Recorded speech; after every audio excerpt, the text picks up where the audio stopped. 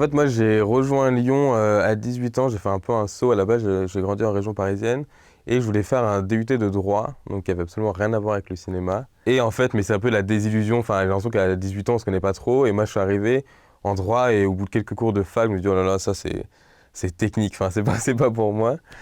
Et en fait, j'étais pas vraiment cinéphile avant ça. Enfin, je regardais des films, mais plus comme un divertissement. Et en fait, il y avait un cinéma à côté de la fac. Et du coup, je commençais de plus en plus à sécher pour aller voir des films, quoi.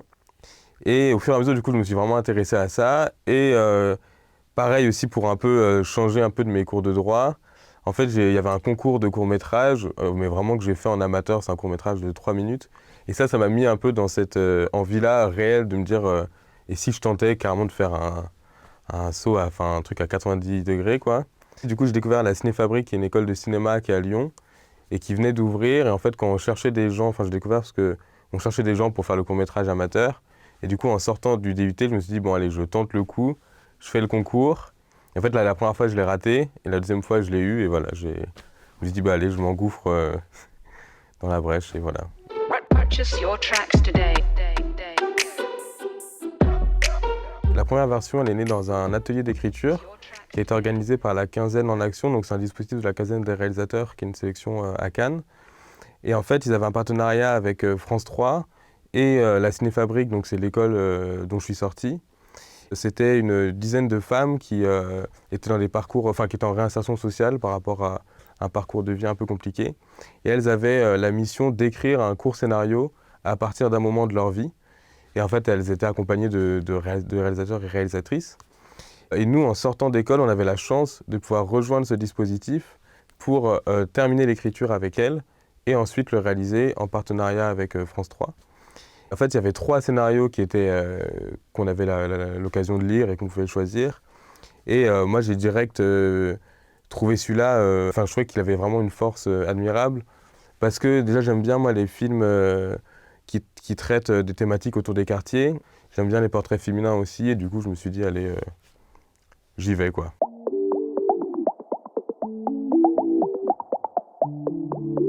Du coup, avec la scénariste donc, qui s'appelle Christina Agresta, on a travaillé dessus environ, je dirais, 2-3 mois. En fait, et la technique, c'est que on avait discuté d'abord une première fois de ce qu'elle avait écrit, de ce à quoi elle tenait, de tout ce parcours de charges, de normes. Elle tenait beaucoup à ce qu'on sente vraiment la norme, la difficulté à en sortir, toute la pression qu'il peut y avoir autour.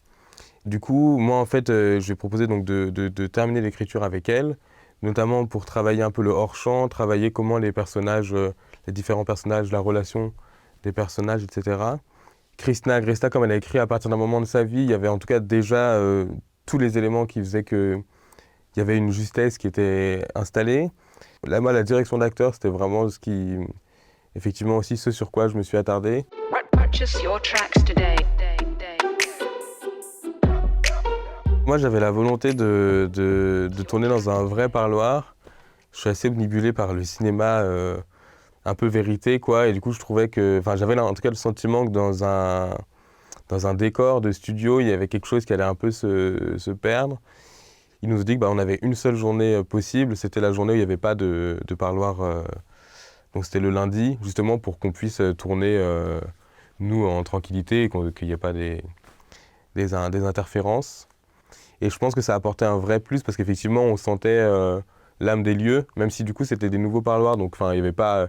Enfin, justement, aussi, ce qui était bien, c'est que ça cassait avec un imaginaire des parloirs qui étaient hyper glauques et tout. Mais en tout cas, déjà, d'être dans des lieux aussi étroits et d'être dans cet univers-là, je pense que ça plongeait les acteurs et actrices dans ce que devait être l'émotion de la séquence, quoi. Donc, c'est la première fois, oui, que j'allais dans ce milieu-là. Nous, on avait déjà fait des repérages avant, donc ce qui faisait que au moins j'avais pu voir un peu cet univers une première fois sans rentrer dans le côté stressant du tournage. C'est vrai que c'est assez perturbant parce que j'ai l'impression que c'est un univers aussi qui est tellement fantasmé par les films et puis qui paraît aussi, qui est très étrange. Et j'ai l'impression que ce qui m'a vraiment perturbé, c'est à quel point on sent... juste en rentrant, par exemple, donc le parloir, il est très proche de l'entrée de la prison. Mais pour ça, on a dû passer, je sais pas, 5, 10 portes, un nombre de portiques incroyable et tout. Il y a vraiment le sentiment que la prison, c'est quelque chose qui éloigne de la réalité à un niveau qui est assez incroyable. Et du coup, on s'imagine à quel point aussi les détenus peuvent être complètement isolés au maximum, quoi. Après, j'ai pas été en lien, enfin je veux dire en dehors de l'aspect visuel. On n'a pas eu de lien avec les personnes qui étaient détenues, ni visuel, ni oral. Donc du coup, c'était quelque chose de... En même temps, on y était. Et en même temps, on était quand même dans notre bulle, quoi. Purchase your tracks today. Par exemple, le début du court-métrage, il avait été vraiment pensé pour que on ait un rythme aussi de caméra qui soit très dynamique, un peu frénétique pour l'accompagner dans ce début qui est très, pour elle aussi très cauchemardesque.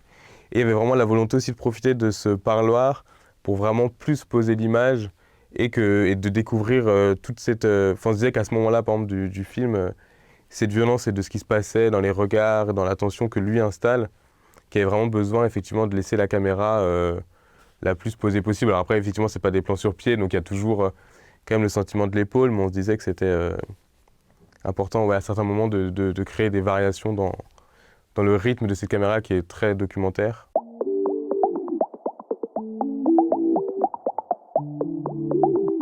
Il y avait vraiment une envie que la caméra, elle suive au fur et à mesure l'impro des actrices et des acteurs sans avoir quelque chose de prédéfini. Et ce qui fait aussi que parfois on sent un peu des incertitudes, mais que moi j'aimais. Il n'y avait pas de répète ni de mécanique, donc c'est-à-dire que quand on arrivait sur le plateau, moi je briefais les comédiens et comédiennes avant, mais chacun et chacune séparément. Et ils n'avaient pas de dialogue, mais en fait, mais je leur donnais quand même une évolution précise de la séquence. Et en fait, la première fois qu'ils jouaient ensemble, en fait, c'était la première fois qu'on tournait, c'est-à-dire qu'on découvrait, il n'y avait pas de répète, il n'y avait pas Donc c'était quelque chose de très brut. J'ai l'impression que les prises, elles servaient surtout à trouver la justesse du jeu. Mais j'ai l'impression qu'en tout cas, par exemple, sur le parloir, Avzi Razi et Daniel Saïd, ils ont tous les deux, par exemple Daniel Saïd, c'est un acteur qui, lui, avait fait pas mal de films avant, mais plus autoproduit et tout. Mais du coup, il avait cette expérience de l'impro. Et j'ai l'impression que eux, ce qu'ils aimaient aussi, c'est à chacune des prises, c'est vraiment tester autre chose, quoi.